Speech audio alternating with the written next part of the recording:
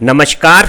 विज्ञान और इंजीनियरिंग विषयों में रुचि बनाने और विषय समझ को मजबूत बनाने के लिए शुरू किए गए श्रीदेवी क्लासेज यूट्यूब चैनल पर एक बार फिर आपका स्वागत है। हमारी प्लेलिस्ट बेसिक इलेक्ट्रिकल इंजीनियरिंग और क्लास 12th फिजिक्स में आज जानते हैं आरएल सीरीज सर्किट को अल्टरनेटिंग करंट सप्लाईज में फेजर के एनालिटिकल मेथड से किस तरह से सॉल्व करते हैं, जिसमें हमें ग्राफ नहीं बनाना, केवल मैथमेटिकल मैनिपुलेशन से हम करंट और वोल्टेज के मैग्नीट्यूड रिलेशन और फेज डिफरेंस एंगल की कैलकुलेशंस करेंगे। इस वीडियो लेसन के नोट्स डिस्क्रिप्शन में एक पीपीटी लिंक के रूप में दिए हुए हैं, जहां से आप इनका अपनी स्टडीज में इस्तेमाल कर सकते हैं। अगर ये काम आपको पसंद आए तो इसे लाइक भी कीजिएगा और अपने दोस्तों के साथ शेयर कीजिएगा। शुरू करते हैं RL series circuit. Alternating sinusoidal current की सप्लाईज में सर्किट्स के लिए आरएमएस वोल्टेज और आरएमएस करंट में क्या मैग्नीट्यूड रिलेशन है, दोनों में क्या फेज डिफरेंस एग्जिस्ट कर रहा है और पावर कैलकुलेशन कैसे करते हैं, ये सब करना होता है। और एक बहुत सरल डायरेक्ट मेथड है फेजर रिप्रेजेंटेशन, जिसे हम ग्राफिकल और मैथमेटिकल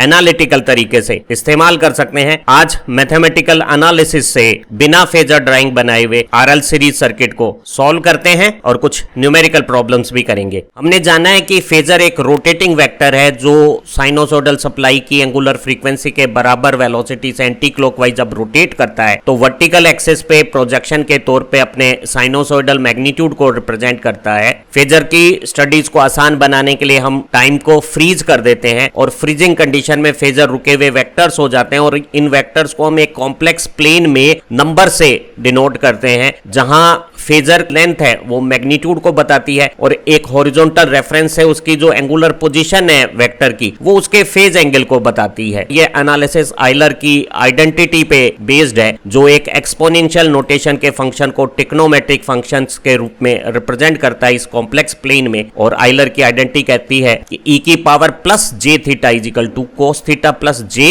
साइन थीटा। यहां ये एक ऐसे वेक्टर का प्रेजेंटेशन है जिसका मैग्नीट्यूड 1 यूनिट है, ये लेंथ 1 यूनिट को रिप्रेजेंट कर रही है। अगर ये साइन प्लस है तो हमारे वेक्टर के एंटी क्लॉकवाइज डायरेक्शन में हॉरिजॉन्टल रेफरेंस है, जब थीटा पोजीशन है तो रियल हॉरिजॉन्टल एक्सिस पे जो प्रोजेक्शन आ रहा है, कंपोनेंट आ रहा है cos थीटा, वो यहां रियल पार्ट है। और इस वर्टिकल लाइन को, जिसको हम अभी इमेजिनरी लाइन कहेंगे, उस पे जो ये कंपोनेंट आ रहा है साइन थीटा, वो जे नोटेशन के साथ एक इमेजिनरी कंपोनेंट है। अगर ये वेक्टर क्लॉकवाइज पोजीशंस पे होता तो ये थीटा नेगेटिव कहलाता और उस केस में e की पावर माइनस जे थीटा होता, कोस थीटा माइनस जे साइन थीटा, और उस केस में वर्टिकल कंपोनेंट यहां माइनस जे एक्सिस के अलोंग होता। अगर इस थीटा को हम एक टाइम का फंक्शन बना देते हैं और वो एंगुलर फ्रीक्वेंसी के बराबर वेलोसिटी से एंटी क्लॉकवाइज रोटेट करते हुए अपना हॉरिजॉन्टल रेफरेंस से एंगल बदलता है, तो यही वेक्टर रोटेट करने लगेगा। और ऐसे रोटेटिंग वेक्टर को जो इस तरह से एक्सपोनेंशियल नोटेशन में रिप्रेजेंट होते हैं उन्हें हम फेजर कहते हैं। और इनका जो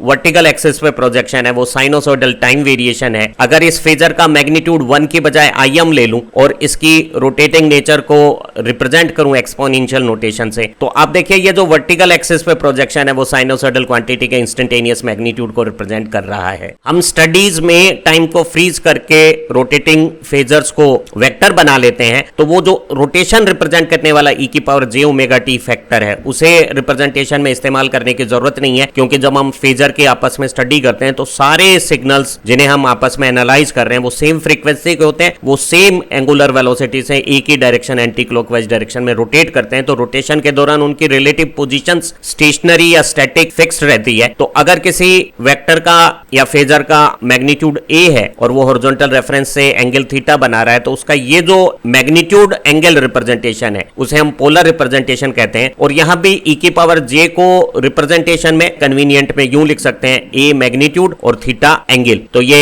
एंगल और मैग्नीट्यूड फॉर्मेट पोलर फॉर्मेट कहलाता है। इसी फेजर को हम हॉरिजॉन्टल लाइन पे रियल एक्सिस कंपोनेंट, जिसे मैं a cos थीटा को ax बोलूं, और जो वर्टिकल एक्सिस पे कंपोनेंट है a sin थीटा उसे अगर ay कहूं, तो ये जो ax प्लस jy नोटेशन है ये रेक्टेंगल रिप्रेजेंटेशन कहलाता है। जब हम समेशन सब्ट्रैक्शन करते हैं तो हमें रेक्टेंगल फॉर्मेट में कैलकुलेशन करना आसान होता है। मल्टीप्लिकेशन और डिवीजन के लिए पोलर फॉर्मेट बेटर है, और पोलर से रेक्टेंगल या रेक्टेंगल से पोलर करने के हमारे साइंटिफिक कैलकुलेटर में इन इनबिल्ट फंक्शंस होते हैं, और एक इंजीनियरिंग स्टूडेंट को और साइंस स्टूडेंट को रेक्टेंगल और पोलर में आपस में इंटर कन्वर्जन अच्छी तरह से समझ में आना चाहिए। यहाँ थीटा के आगे ये जे नोटेशन या इस रियल कंपोनेंट के साथ ये जो दूसरा कंपोनेंट है उसके आगे जे नोटेशन इमेजिनरी नंबर्स की प्रेजेंस को इंडिकेट कर रहा है, और रियल और इमेजिनरी दोनों के कॉम्बिनेशन की इस क्वांटिटी को, चाहे उसे हम पोलर फॉर्म में लिखें या रेक्टेंगल फॉर्म में लिखें, हम कॉम्प्लेक्स क्वांटिटी कहते हैं। यहाँ ये जो जे नोटेशन है वो जब किसी भी वेक्टर से मल्टीप्लाई होता है तो वो उस वेक्टर को 90 डिग्री एंटी क्लॉकवाइज रोटेट कर देता है। कल्पना करें कि मेरा एक वेक्टर 5 है, इसे मैंने जे से जब मल्टीप्लाई किया तो जे 5 की मैग्नीट्यूड तो वही 5 रहेगी, ये लेंथ 5 ही है, लेकिन उसकी एंगुलर पोजीशन जो 5 की मैंने जीरो रेफरेंस पे ली थी जे 5 की, वो 90 डिग्री एंटी क्लॉकवाइज शिफ्ट हो गई है। अगर इस जे 5 को एक बार और मैं जे से मल्टीप्लाई करूं तो वो जे स्क्वायर 5 हो जाएगा। ध्यान रहे जे -1 का रूट है, और जब मैं इसे स्क्वायर करूंगा तो ये -1 जे स्क्वायर 5 को -5 रिप्रेजेंट कर रहा है, और 5 और -5 ऑपोजिट डायरेक्शन के इक्वल मैग्नीट्यूड के वेक्टर हैं। तो आप देखिए 5 से ये उल्टा 180 डिग्री रोटेट हो गया है, अर्थात एक j multiplication 90 degree anticlockwise rotation करता है। अगर मैं इस जे स्क्वायर 5 को भी जे से मल्टीप्लाई कर देता हूं, जे क्यूब 5 कर देता हूं, तो ये फिर 90 डिग्री एंटी क्लॉकवाइज रोटेट होकर जब यहां आएगा तो आप देखिए जे स्क्वायर -1 है तो जे क्यूब -j हो गया है। तो ये -j नोटेशंस इस जीरो रेफरेंस से क्लॉकवाइज 90 आ गई है, और ये जो +j है वो एंटी क्लॉकवाइज 90 आ गई है। ये हॉरिजॉन्टल रेफरेंस लाइन से ऊपर की जो वर्टिकल लाइन है वो इमेजिनरी क्वांटिटी का +j पार्ट है, और इसी हॉरिजॉन्टल लाइन के नीचे की तरफ ये जो सेक्शंस है ये -j पार्ट है। हमने समझ रखा है कि जो फेजर डायग्राम है वो ग्राफिकल एक प्रेजेंटेशन है कुछ स्केल्ड लाइन का। लाइन की जो लेंथ है वो हमारे साइनोसॉइडल क्वांटिटी के मैग्नीट्यूड को रिप्रेजेंट कर रही है, और ये मैग्नीट्यूड पीक वैल्यू भी हो सकती है और आरएमएस वैल्यू भी हो सकती है। पावर कैलकुलेशन में हम साइनोसॉइडल क्वांटिटीज के आरएमएस मैग्नीट्यूड का इस्तेमाल करते हैं। इन स्केल लाइन के बीच में ये जो एंगुलर डिस्प्लेसमेंट है वो साइनोसॉइडल क्वांटिटीज के फेज डिफरेंस को बताएगा, और हम इस तरह के डायग्राम में दो या अधिक सेम फ्रीक्वेंसी की साइनोसॉइडल अल्टरनेटिंग क्वांटिटीज को, वो सब करंट हो सकती है, वोल्टेज हो सकती है, या करंट और वोल्टेजेस हो सकती हैं, उन्हें रिप्रेजेंट कर सकते हैं। और इन वेक्टर्स को हम मैथमेटिकल एनालिसिस से भी सॉल्व कर सकते हैं। उसके लिए हमें ये ग्राफिकल ड्राइंग्स बनाने की जरूरत नहीं है। ये जो फेजर है जो जीरो हॉरिजॉन्टल रेफरेंस लाइन पे है, जो जीरो फेज एंगल वाली एक स्टैंडर्ड साइनोसॉइडल वोल्टेज को रिप्रेजेंट कर रहा है, जिसका t0 पे इंस्टेंटेनियस मैग्नीट्यूड 0 है, और वो ओमेगा एंगुलर फ्रीक्वेंसी के साइनोसॉइडल वेरिएशन और पीक मैग्नीट्यूड Vm को रिप्रेजेंट कर रही है, उसे हम आरएमएस मैग्नीट्यूड के एक फेजर से जो t0 पे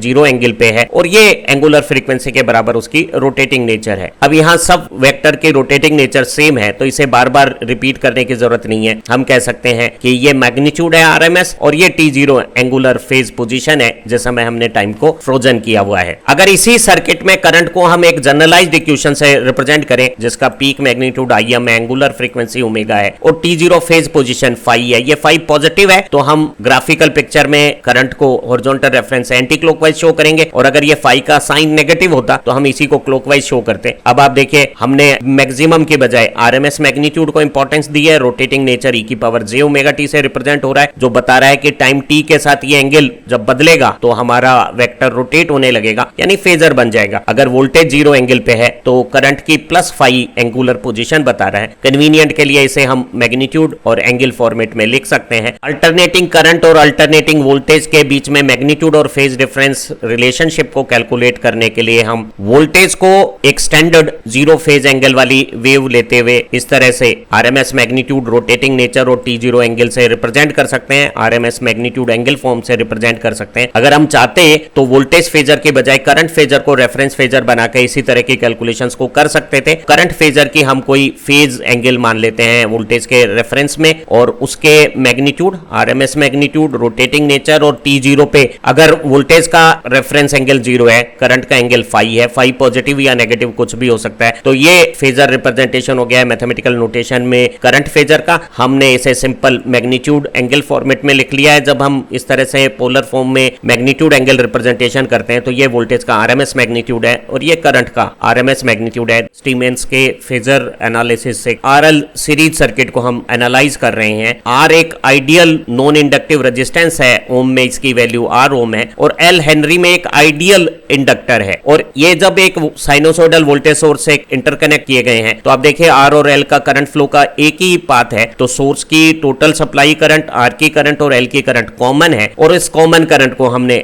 आई कहा है, जब हमने ग्राफिकल तरीके से इसे सॉल्व किया था और टिक्नोमेट्रिक मेथड को इस्तेमाल किया था, तो हमने करंट को रेफरेंस फेजर बनाया था और माना था कि वोल्टेज किसी फाई एंगल पे इस सर्किट में लीड कर रहा है और इस फाई की वैल्यू 0 से 90 के बीच में आई थी। आज हम जब फेजर मेथड से एनालिटिकल तरीके से इसे सॉल्व करेंगे, बिना ग्राफ बताए मैथमेटिक्स की मदद से जब सॉल्व करेंगे, तो वोल्टेज को एक स्टैंडर्ड रेफरेंस फेजर लेंगे, इसका फेज एंगल 0 लेंगे और करंट को किसी फाई एंगल पे लेंगे और हम स्टडीज से पाएंगे कि फाई की वैल्यू नेगेटिव आएगी। यहां सीरीज सर्किट में टोटल अप्लाइड वोल्टेज आर और एल में बढ़ जाती है, तो मैं कह सकता हूं कि instantaneous total applied voltage Kirchhoff के वोल्टेज लॉ के अनुसार इंस्टेंटेनियस आर और इंस्टेंटेनियस एल की वोल्टेज के सम के बराबर है। हम आर की वोल्टेज को आई आर ओम्स लॉ से पढ़ सकते हैं और एल में करंट का टाइम रेट एक वोल्टेज की डिमांड करता है और वो L D I by D T है। तो ये मेरा V is equal to I R plus L D I by D T circuit की इंस्टेंटेनियस करंट और इंस्टेंटेनियस वोल्टेज की रिलेशनशिप हो गई है। अब यहाँ हम टेक्नोमेट्रिक फॉर्मूला रख के कैलकुलेशन सॉल्व करते हैं तो वो बहुत टीडियस थी, तो हमने एक आसान ग्राफिकल अप्रोच से चीजों को समझा था। लेकिन एनालिटिकल फेजर का जो एक्सपोनेंशियल नोटेशन है उससे ये कैलकुलेशन करना बेहद आसान है। एक आरएलसी सीरीज सर्किट में इंस्टेंटेनियस सप्लाई वोल्टेज आर की और एल की इंस्टेंटेनियस वोल्टेज के सम के बराबर थी और हमने आर की वोल्टेज की जगह आई आर और एल की वोल्टेज से L D I by D T लिख दिया है। और अब यहाँ हम इंस्टेंटेनियस वोल्टेज के टेक्नोमेट्रिक एक्सप्रेशन की बजाय फेजर एक्सप्रेशन लिखते हैं और हमें पता है कि ये जो रोटेटिंग नेचर का फेजर है वो जब रोटेट होता है तो जो उसका इमेजनरी पार्ट है वो Vm sin ओमेगा टी को रिप्रेजेंट करेगा। तो हम imaginary part of this phasor is instantaneous voltage. इसी तरह से इंस्टेंटेनियस करंट को हमने जब इस तरह के फेजर नोटेशन से रिप्रेजेंट किया है जहां कैपिटल आई आरएमएस करंट है e की power j omega T rotating nature को रिप्रेजेंट कर रही है और ये फाई वोल्टेज के जिसे हमने रेफरेंस माना है उसके रेस्पेक्ट में करंट का फेज एंगल है जिसकी कैलकुलेशन हमने करनी है और ये Im sin omega T plus phi expression है, इंस्टेंटेनियस करंट हो गया है। तो आप देखिए कि इस फेजर का जो इमेजनरी पार्ट है वो इस आई आर को रिप्रेजेंट कर रहा है। इसी तरह से imaginary part L D I by D T भी मैंने आई की जगह आई का फेजर एक्सप्रेशन लिख दिया है। ये जो अप्रोच है वो किसी भी तरह के कॉम्प्लेक्स इलेक्ट्रिक सर्किट के लिए जहां किरचॉफ्स के लॉ लगते हैं वहां अप्लाई की जा सकती है। एक बहुत खूबसूरत किताब है प्रिंटिस हॉल की fundamental of electrical engineering, Winston Del Toro की। फेजर की कंसेप्ट को बहुत खूबसूरत तरीके से वहां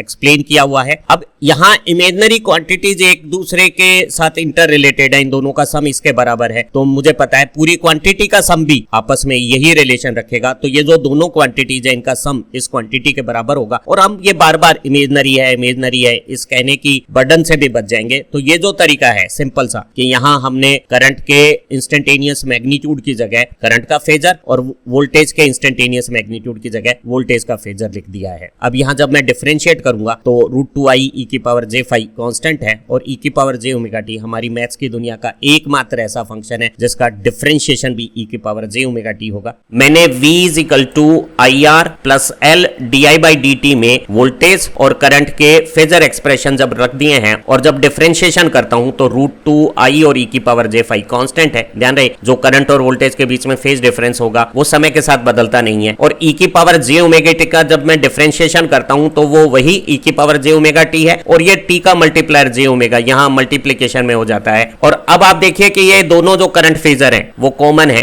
√2 भी सब जगह कॉमन है, मैं √2 को काट सकता हूं, मैंने काट दिया। और करंट फेजर को मैंने अगर कॉमन निकाल लिया अलग, आरएमएस मैग्नीट्यूड, रोटेटिंग नेचर और फेज डिफरेंस जब हमने टाइम को फ्रीज किया हुआ है वो हो गया voltage phasor, RMS magnitude, rotating nature और वोल्टेज को हमने रेफरेंस लिया है और इधर से कॉमन में आर आया है और ये j ओमेगा एल आ गया है। यहां देखिए बड़ा खूबसूरत बात है, ये जो क्वांटिटी है जिसमें रियल पार्ट भी है और वर्टिकल एक्सिस पे कंपोनेंट इमेजनरी भी पार्ट है उसे हम कॉम्प्लेक्स क्वांटिटी कहते हैं और इस कॉम्प्लेक्स क्वांटिटी को अगर मैं पोलर में रिप्रेजेंट कर दूंगा तो इसका जो एक्सपोनेंशियल प्रेजेंटेशन है वो ऊपर जैसा आ जाएगा और कंपैरिजन करने से हमें करंट और वोल्टेज के आरएमएस मैग्नीट्यूड में रिलेशन और ये फेज डिफरेंस एंगल वोल्टेज और करंट के बीच में वो ज्ञात हो जाएगा। मैंने पाया कि मेरा जो करंट फेजर है मैग्नीट्यूड, रोटेटिंग नेचर और फेज रेफरेंस एंगल वो वोल्टेज फेजर में इस कॉम्प्लेक्स क्वांटिटी के डिवीजन से आ रहा है और इस रेजिस्टेंस और ओमेगा एल जिसके साथ j लगा हुआ है उसे मैं रिएक्टेंस कहूंगा। एल के रिएक्टेंस को हम अंग्रेजी में इंडक्टिव रिएक्टेंस और हिंदी में प्रेरणिक प्रतिघात कहते हैं। तो ये जो रेजिस्टेंस और रिएक्टेंस वाला प्रतिरोध प्रतिघात वाला जो रूप है इसे मैं एक नया रूप दे देता हूं जेड e की पावर j थीटा और मुझे पता है आइलर के रिलेशन से e की पावर j थीटा होता है cos theta plus j sin theta, z से मल्टीप्लाई किया, z cos थीटा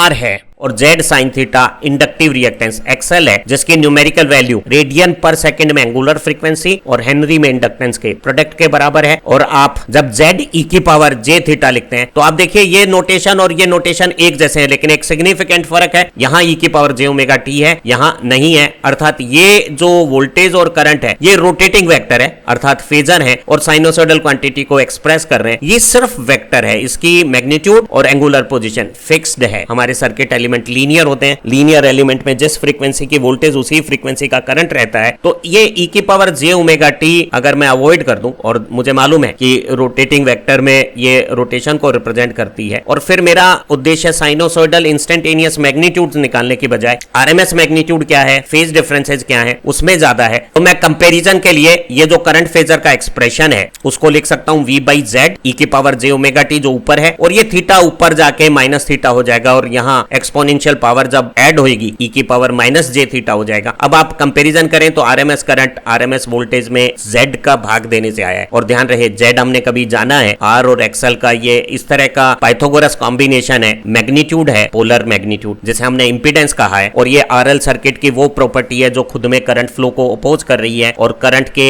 फ्लो को मेंटेन करने के लिए प्रोपोर्शनल वोल्टेज की डिमांड कर रही है। एसी सर्किट में जेड वैसा ही है जैसा डीसी सर्किट में आर। तो ध्यान रहे डीसी में हमारा फार्मूला होता है V equal to I R, लेकिन एसी में आर की जगह जेड, और हमारा फार्मूला हो गया V equal to I Z या I equal to V by Z. अब जरा और कंपैरिजन करें, ये जो थीटा ऊपर आ गया है माइनस थीटा हो गया है, तो फाई माइनस थीटा है, इस थीटा को हम इंपीडेंस एंगल कहते हैं। ये इंपीडेंस ट्राइंगल जो आर एक्स और जेड का ट्राइंगल है उसमें अपनी पोजीशन रखता है, और आप देखिए कि यही इंपीडेंस ट्राइंगल का इंपीडेंस एंगल करंट और वोल्टेज के बीच में फेज एंगल हो गया है, और दोनों के मैग्नीट्यूड सेम है, साइन नेगेटिव है। अगर आर से एक्स प्लस जे टाइप ऊपर आता है तो थीटा एंटी क्लॉकवाइज जेड की पोजीशन होने के कारण पॉजिटिव होता है, अभी हम देखेंगे, और अगर थीटा पॉजिटिव है तो फाई नेगेटिव है, और फाई नेगेटिव का मतलब है करंट वोल्टेज से फेज में पीछे है। ये सारी कॉम्प्लेक्स नोटेशन वाली इस तरह की एप्लीकेशंस को हम बहुत आसान लैंग्वेज में एक्सप्रेस कर सकते हैं, और वो किसी भी एग्जाम आंसर के लिए भी मान्य है, और वो है कि हम पोलर फॉर्मेट में मैग्नीट्यूड एंगल के रूप में करंट फेजर लिखें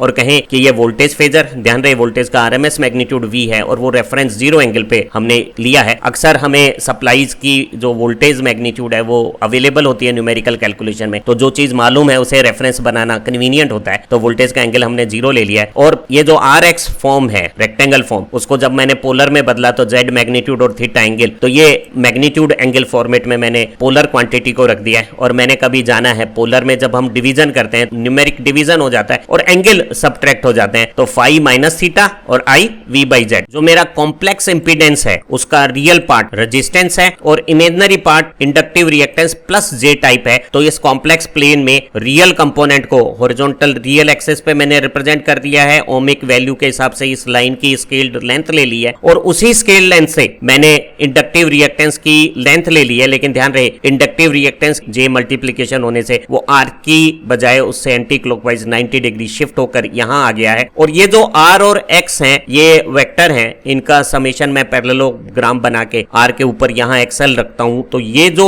आया है ब्लैक लाइन में वो इंपीडेंस को शो कर रहा है। और ये आर एक्स जेड जो ट्राइंगल है इसे मैं इंपीडेंस ट्राइंगल कहता हूं, और ये इंपीडेंस ट्राइंगल का इंपीडेंस एंगल है। अब आप देखिए यहां चार चीजें हैं, आर एक्स जेड और थीटा, और दो रिलेशन है, एक Pythagoras Z square is equal to R square plus X square, और एक trigonometry sine theta cos theta या टेन थीटा, तीनों में से किसी एक को भी ले लो, एक ही रिलेशन है थीटा का। तो दो रिलेशन है, तो अगर हमें आर एक्स जेड थीटा चार में से दो रिलेशंस को हम यूज करते हैं तो दो चीजें निकाल सकते हैं, बशर्ते बाकी दो हमें मालूम हो। तो अगर मुझे जेड और आर मालूम है तो मैं एक्स और थीटा निकाल सकता हूं, जेड और थीटा मालूम है तो जेड कोस थीटा से आर और जेड साइन थीटा से एक्स निकाल सकता हूं। लेकिन जो सबसे इंटरेस्टिंग बात है, ये जो R X Z impedance triangle बना है यही वोल्टेज फेजर डायग्राम बन जाएगा। करना क्या है, ये जो हमारा करंट फेजर है वो एक रोटेटिंग वेक्टर है, इसे रोटेट करते समय हॉरिजॉन्टल रेफरेंस पे रोक लेना है। और जब हम करंट फेजर को इस तरह से हॉरिजॉन्टल रेफरेंस पे रोक लेंगे तो जो आर और एक्स की वेक्टर पोजीशंस हैं उन्हीं वेक्टर पोजीशंस के अलोंग आर की वोल्टेज और इंडक्टिव रिएक्टेंस एल की वोल्टेज VL आएगी। तो मैं कह सकता हूं कि आर की वोल्टेज आर की लाइन पे करंट की सेम फेज में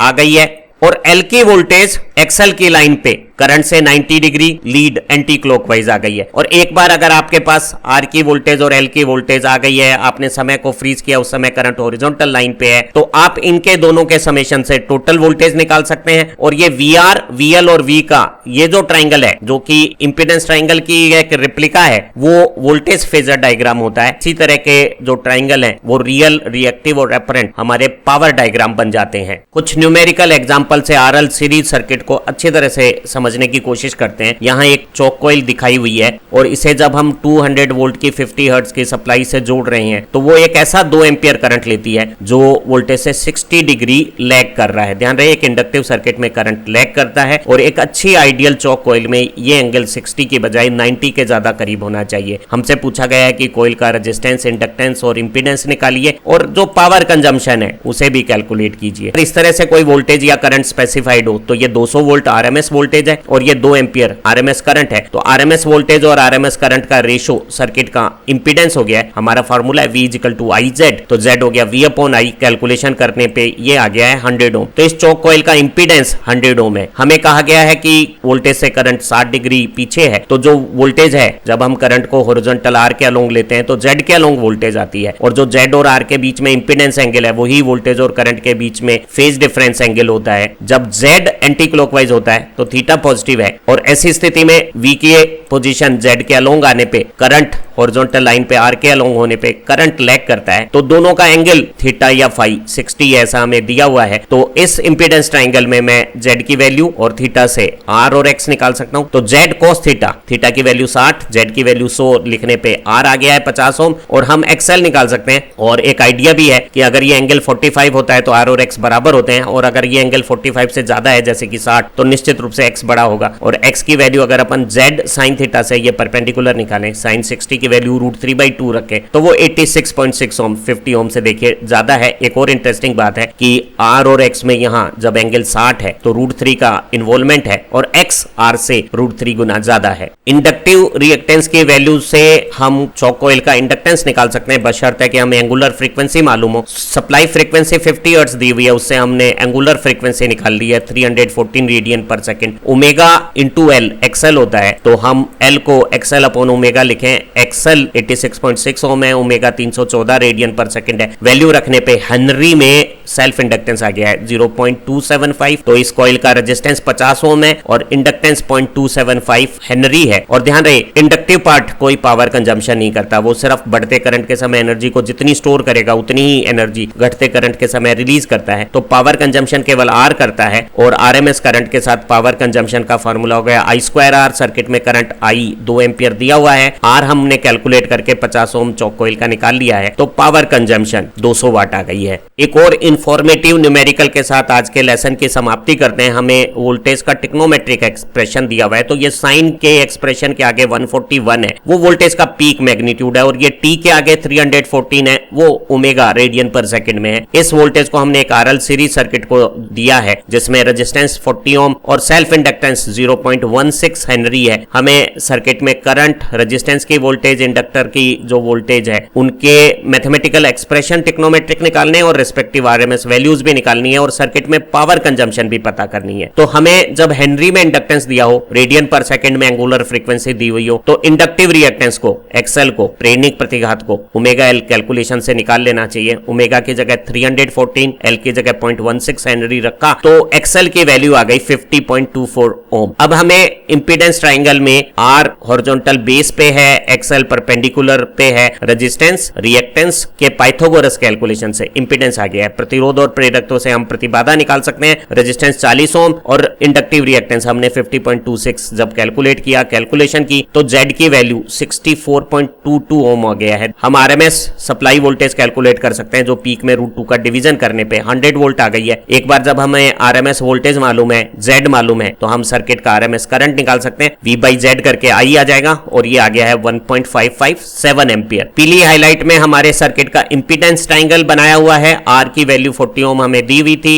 XL हमने ओमेगा L के कैलकुलेशन से 50.26 ओम पाया था और मैंने कहा कि जब हम पाइथागोरस कैलकुलेशन करते हैं तो ये सिंपल समेशन नहीं है, ये पाइथागोरस की कैलकुलेशन से Z 64.22 ओम आ गया है। अब इस Z और R के बीच में ये जो थीटा है वो इंपीडेंस एंगल वो निकाला जा सकता है टिक्नोमेट्री की मदद से। एक्सएल और आर दोनों हमें मालूम है, तो हम tan थीटा निकाल सकते हैं 1.2565 और tan इनवर्स लेके थीटा आ गया है 51.485। ध्यान रहे आर से एक्स ज्यादा है तो थीटा 45 से ज्यादा है। और जब हम हॉरिजॉन्टल रेफरेंस पे रोटेटिंग करंट फेजर को रोकेंगे तो मेरी सप्लाई वोल्टेज जेड के अलोंग आएगी, तो जेड और आर के बीच में ये जो थीटा है वही वोल्टेज और करंट के बीच में फेज एंगल हो गया है। तो मेरा जो करंट का फेजर है वो वोल्टेज फेजर से 51.485 डिग्री लैगिंग कंडीशन पे होगा। मेरा आरएमएस करंट 1.557 आया था, उसमें मैंने √2 की जब मल्टीप्लीकेशन की तो पीक करंट 2.202 एम्पियर आ गया है। और करंट का एक्सप्रेशन वोल्टेज को मैं अगर रेफरेंस लूं यहां जेड के अलोंग तो करंट उसके क्लॉकवाइज लैग करेगा और लैग एंगल मैं फाई की जगह 51.485 जो इंपीडेंस एंगल से हमने निकाला है वो रख दूं। पीक वैल्यू हम निकाल चुके हैं, तो ये मेरा इंस्टेंटेनियस करंट का एक्सप्रेशन आ गया है। रेजिस्टेंस में वोल्टेज करंट के सेम फेज में होगी और इंडक्टर में वोल्टेज करंट से 90 डिग्री आगे इस -51 में जब मैं +90 करूंगा तो जो फेज एंगल आएगा उस फेज पोजीशन पे आएगी। करंट का टेक्नोमेट्रिक एक्सप्रेशन हम निकाल चुके हैं, उसकी पीक मैग्नीट्यूड आरएमएस में √2 का मल्टीप्लाई करके आ गई थी और वोल्टेज से वो 51.485 फेज एंगल से लैग कर रही थी, तो ये नेगेशन लैगिंग नेचर बता रहा है करंट का। आर एक्स जेड जो इंपीडेंस ट्रायंगल था वही वोल्टेज फेजर डायग्राम बन जाएगा। जब मैं करंट को हॉरिजॉन्टल लाइन पे रोकूंगा तो आर के अलोंग आर की वोल्टेज आ जाएगी और आर की voltage I into R RMS current और रेजिस्टेंस की वैल्यू से आरएमएस इतनी आ गई है। आर की वोल्टेज और करंट सर्किट का सेम फेज में है। ये जो एक्सप्रेशन पार्ट है वो करंट के सेम फेज में आर की वोल्टेज हो गई है। एल में करंट और एल का एक्सएल हम कैलकुलेट कर चुके हैं, तो एल में आरएमएस वोल्टेज आ गई है। आरएमएस वोल्टेज को √2 से मल्टीप्लाई किया तो ये पीक वोल्टेज हो गई है एल के अलोंग और एल का फेज इससे 90 आगे जब मैं इसमें 90 ऐड करूंगा तो 38.515 पॉजिटिव एंटी क्लॉकवाइज आ गया जैसा यहां दिख रहा है। उम्मीद है आज की इस वीडियो से आरएल सीरीज सर्किट को मैथमेटिकल एनालिटिकल तरीके से किस तरह से सॉल्व करते हैं वो अच्छी तरह से आपको समझ में आ गया होगा। हम बहुत स्टैंडर्ड टेक्स्ट मटेरियल को प्रभावी तरीके से समझाने की कोशिश कर रहे हैं। इस लर्निंग को अपने दोस्तों के साथ शेयर कीजिएगा। फिर मिलते हैं। Thank you very much.